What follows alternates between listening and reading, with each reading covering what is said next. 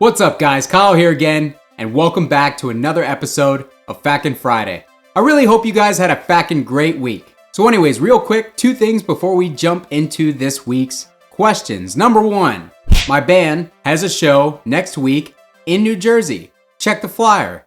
If you guys are anywhere near that area, I would love for you guys to come out, check out Bushido Code, hang out with me and the guys, talk about gear all night long. I don't know about you, but that sounds like a great time to me. So again, I'm really excited to be playing a show again. This is our first show since December of 2019, where we played with Gorilla Biscuits, 108, Wisdom and Chain, and a bunch of other awesome bands. So that was an awesome show. Unfortunately, that was the last one before the world fell apart. But you know what? We're getting back there. So next Friday, New Jersey. I really hope to see you guys there. Number two. There's two. I made an online profile for the Neural Quad Cortex community, and I've already started uploading some of my amp captures, including the SLO 100 and the Dover DA50. So if you guys have a Quad Cortex and you have a profile on there, go ahead and give me a follow at Thrash Damon. You knew I had to do it. So anyways, yeah, follow me at Thrash Damon. I'm gonna be uploading all sorts of different amp profiles as things move forward. I'm thinking about putting together some amp packs based on my videos. So like when I do a video for, say, the Ignator Tourmaster that's sitting right here, I will upload a few different profiles based on a few different EQ and gain settings, and then a couple profiles based on how I would set it up with different pedals, and maybe offer that as something to my Patreons. That's right, I have a Patreon.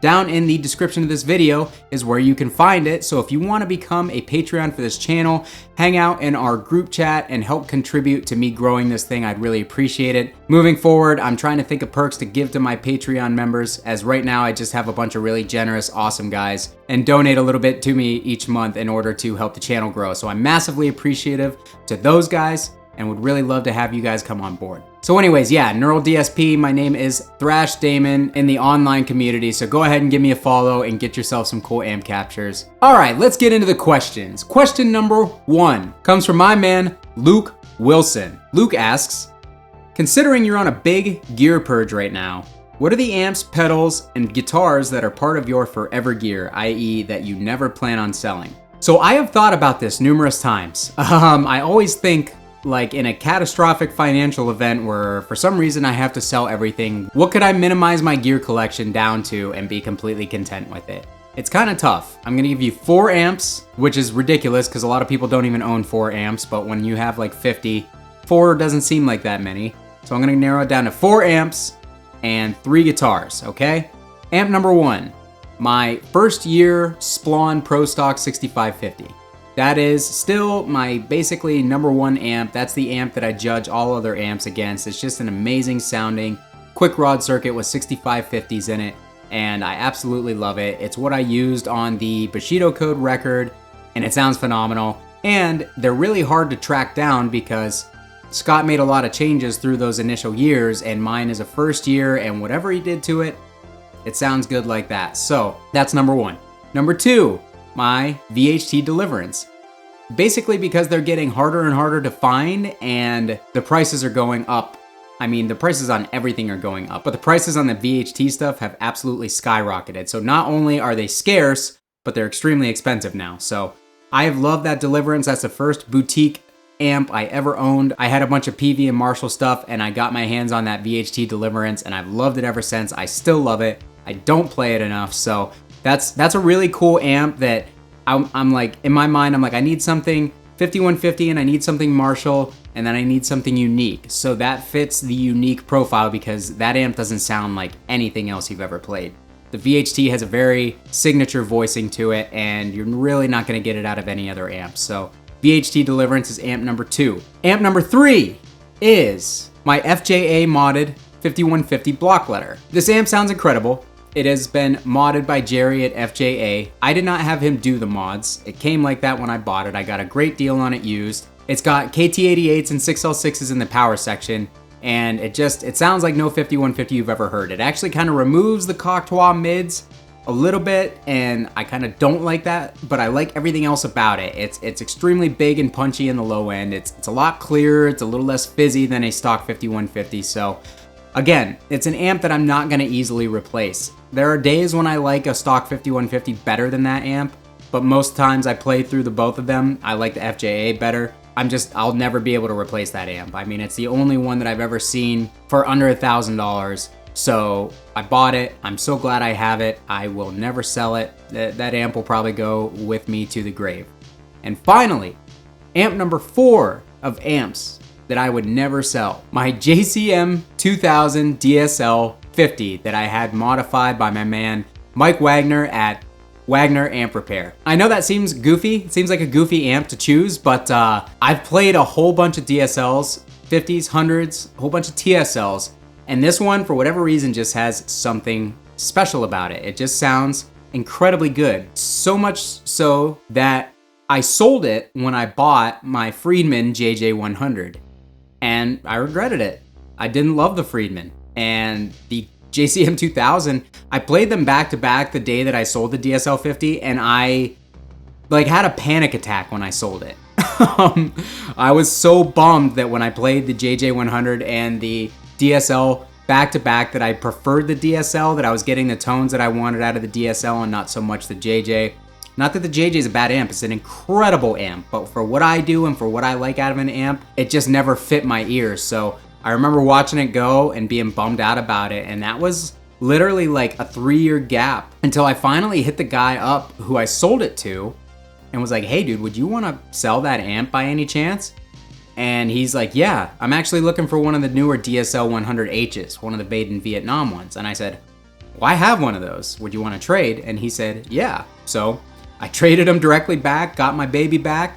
And as soon as I plugged into it, I'm like, okay, I'm never getting rid of this amp again. It just sounds fantastic. I don't know what there is. I did have it modded because it blew an output transformer, which that commonly happens in the older JCM 2000s because they put not the greatest transformers in them. So I had Mike add a classic tone transformer and a classic tone choke, and I also had him replace the deep switch with a pot so you can change the resonance level as if it were a resonance knob instead of just a switch that pops in and out. So it's a special amp. It's some amps, you can play a bunch of the same model and they'll all sound a little bit different, and some of them just sound better than the others. And for me, that is the case with that DSL 50. So that would be number 4. So number 1, Splon Pro Stock 6550 first year. Number 2, VHT Deliverance. Number 3, FJA modded 5150 block letter. Number 4, Wagner modded. I'm gonna coin that term, Mike. Wagner modded Marshall JCM 2000 DSL 50. For guitars, this is very simple for me. It would be, unfortunately, the 2 of the 3 that I would keep are the most expensive guitars I own. So that's great. That's not saving me any money, but I would keep my Silverburst Les Paul Custom because that was an absolute dream guitar of mine for years and years and years. I got it. I absolutely love it, and I don't ever want to see it leave my possession. So I'm gonna keep that one. The other one is the 1958 Les Paul reissue that I have. It's a 2002 year. It has an absolute killer top on it with the bourbon burst. It just looks, it's such a beautiful guitar. It plays so well. I have no complaints about that guitar. It stays in tune, which sometimes for a Gibson can be magical because a lot of their guitars don't stay in tune so well, even if you change the nut and do everything else. So it's just how they were designed with the headstock angle and the string break angle and everything else. So those 2 guitars are absolutely fantastic. And third would be my busted up old Les Paul Studio. I've got a 2002 Les Paul Studio. It is the guitar that I've owned the longest. I think I've had it for 6 or 7 years now at this point. It's had 2 headstock breaks. It is beat up, but it is still the guitar that I measure the tone of every other guitar against. And most of the time, the other guitars that I put up against it lose. There's something special about that guitar. It's all stock except for the volume pot, which I switched out for a CTS 525K pot. Everything else in that guitar is stock. It sounds incredible, plays great. It stays in tune. Even with multiple headstock breaks, I have no issues with that thing. So, love that guitar. Will never let it go. So, number 1, Gibson Les Paul Custom Silverburst. Number 2, Gibson 1958 Les Paul Reissue. Number 3, 2002 Gibson Les Paul Studio Beat to Shit Edition. Well, that was the most long-winded answer to a question ever. All right, this next question comes from Toby KBTY. He asks, do you have any The One That Got Away guitars or amps? Interested to hear some guitar stories too. For guitars, I had This is right after I got my first Gibson Les Paul Studio, which that could very well be another one that makes this list. I got another 2002 Gibson Les Paul Studio in wine red. It's the exact same one as the one I have right now, but I ended up selling it. And I sold my Gibson Les Paul Classic. I had a 2001 Gibson Les Paul Classic in Honeyburst finish. This was way back in 2012 when I first started kind of working my real job and saving up some money and being able to afford some really cool gear. So I bought both of those guitars and absolutely love them. Absolutely fell in love with them. It kind of even almost makes me sad thinking about it because I remembered how much I loved those guitars. I loved them. Even though the Classic, I had kind of trouble getting it to stay in tune because at that point I didn't realize that the nut was the biggest factor in keeping a Gibson in tune, and that one had the stock nut and it was probably poorly cut. It's been so long, I don't remember. I just remember I struggled getting to keep it in tune. So I do remember it sounded amazing. My first Les Paul Studio sounded amazing. And unfortunately, I lost my job in 2013 and I had to let both of those guitars go to make ends meet. So I sold a lot of my gear in that time, and it really bums me out to still think about those two guitars in particular. A third guitar that I had to sell in that period that I really, really loved was a 2005, I think it was, LTD, ESP LTD EC1000 in the Amber Burst finish. That was like the first nice guitar that I had. Or I stand corrected. That's the second nice guitar that I had. I got it right after I got off a tour in 2010, and I bought a black one with the gold hardware with EMGs. And the amber one just caught my eye, so I won one off eBay for like 360 bucks because you could get those things so cheap back then. And it played amazing. That's what really made me realize I liked passive pickups better than actives, because when I plugged that into my 6505 versus the black guitar with the gold hardware and the EMGs in it, it was just like night and day difference how much more I liked the sound of the Amber EC1000 with the Duncan JB in the bridge. And that was my main guitar for years. Like I'm thinking about it right now. I think I should get another one of those. What do you guys think? It's been a long time since I've owned an EC1000. That one was like, man, that was the one. And I've gotten a couple more in that finish since then, and they didn't sound as good as I remember that one sounding. So obviously that one had a little something special. So I think I need to track down another one of those guitars. So if you guys want to help me out, if you see a nice Amber Burst EC1000 for a reasonable price, send it my way. So yeah, those would be the three, and I had to sell all three of them for the same reason. I lost my job. I was having a hard time making ends meet at the time, and I got rid of those three guitars to put money in my bank account to make sure that I could eat and pay rent for a while. So just one of those hard parts in life that, you know, you do what you got to do to make it. You look back and you're just like, that kind of sucks. I wish I still had those. But here I am now, and I've got more guitars and more amps and more cabs than I could ever count. So I count myself extremely lucky, and I worked really hard to get where I am right now. So before I get too emotional about letting go of guitars of all things, it just kind of bums me out when I think about it. Amps. There's really only one amp that I think of that got away, and I've told this story multiple times on my channel already, but it is the JCM 800 2203 Kerry King model that I got. I got that back in the same time period. This was like late 2010 that I bought it. I bought it on eBay for 700 bucks. It was brand new. Back then, they didn't really fetch that much because people were making fun of them for having the tribal graphics on them. They weren't considered a collector's edition yet because they were still in production. So anyways, I just didn't know that I would love Marshall tones. At that point, I didn't like them because they weren't overly saturated like a 6505 was. So I ended up selling that amp and trading it for a crank like an idiot. I didn't sell it, I traded it in for a crank, and the crank died on me 2 days later, and I ended up getting another one of the 2203 Kerry King models a couple years ago. And again, I got it for a stupidly low price. I had 600 bucks into a 5150. I traded it to a guy for the 2203 Kerry King. Again, it was in mint condition. I had a Cherryatone Chupacabra at the time, and they sounded almost identical at practice. Like I could dial them to sound almost identical to the point where I was like, there's no point in me having both of these amps, and the Kerry King is worth so much more than the Chupacabra is that I should probably just let it go if they sound almost identical. I still wish I wouldn't have done that because I sold the Chupacabra to Derrick Voricci, who still has it, and that's awesome. It's an awesome amp. You guys saw it on my channel earlier, very early in the channel. very popular video. But the 2203 and Carry King is just an amp that I'm not going to be able to easily replace. So I shouldn't have let it go. And now moving forward, obviously I'm a hoarder of gear and stuff, but I have no problem letting like common stuff go just to get it again sometime in the future. That's all part of the fun for me. But rare things like that I'm going to have a really hard time replacing, I just need to hang on to that and move something in its place for the time being. So yeah, those are my pieces of gear that got away. All right, my man Mike Sandher, who is my main Patreon guy. What's up, Mike? Says, switch up question. What's your favorite brand of coffee? I'm about to get you a bag of coffee from the best company in the country, roast to order. Let me know if you like light to dark roast. So I am not what you would call a coffee snob. I drink it out of necessity, and my girlfriend and I drink it on the weekends when we're kind of waking up in the mornings. So I don't really have a taste for coffee in the sense that I can tell you like really premium brands versus cheap stuff. I'm not gonna lie. I get stuff at Aldi for like $3.85 a bag. Sorry guys. Feel like I'm gonna get strung up for that one, but it's true. So it is what it is. But anyways, yeah, I usually like lighter roasts. I tend to go towards a lighter roast. The darker stuff is a little bit too strong for me sometimes, being a coffee noob or, you know, a coffee poser, whatever you want to call me.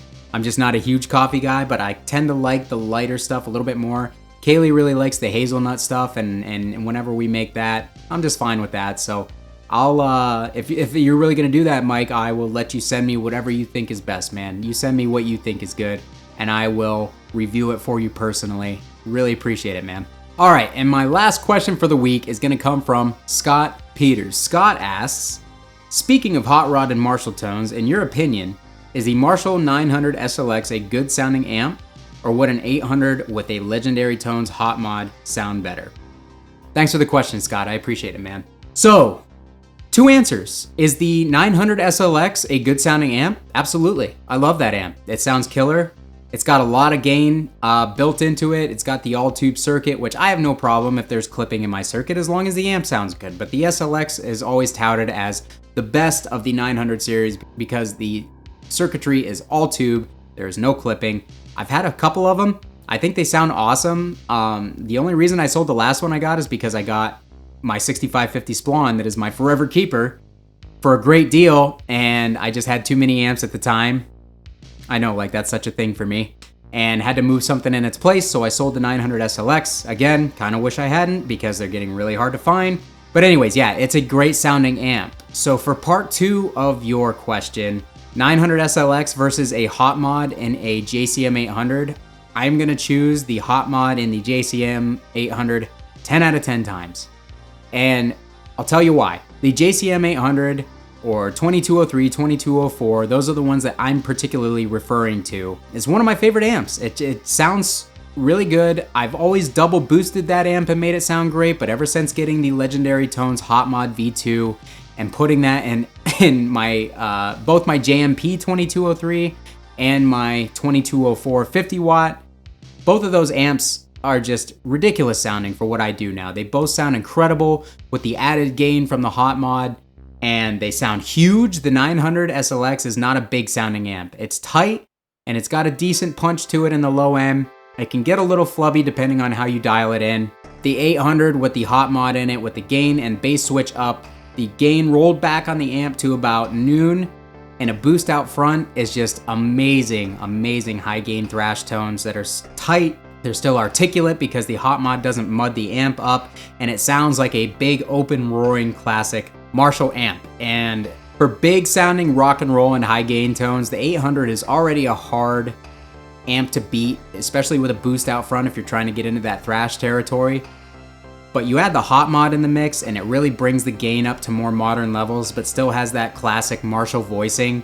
And it's really hard to beat. Like so hard, in fact, I think for a future show, I'm gonna take out my 2204 50 watt JCM 800 with the hot mod in it and play that and substitute it for my Splon for certain shows because it does sound that good. It sounds incredible, and I really want to take it out and use it for its intended purpose, which is to be played loud. So yeah, between those two, 900 SLX, yes, it's a great amp, but every time I'm gonna choose one of my 800s with a hot mod in the V2 slot because it just sounds incredible. So that is gonna be it for me this week, guys. As always, I really appreciate your questions. Always love answering them. Always love interacting with you guys in the comments and on Facebook and everything. If you guys aren't a member of my Facebook group, Kyle Bull's Home for Belligerent Amateur Musicians, please find the link down below in the description of this video and join. We'd love to have you there. Leave your questions for next week down in the description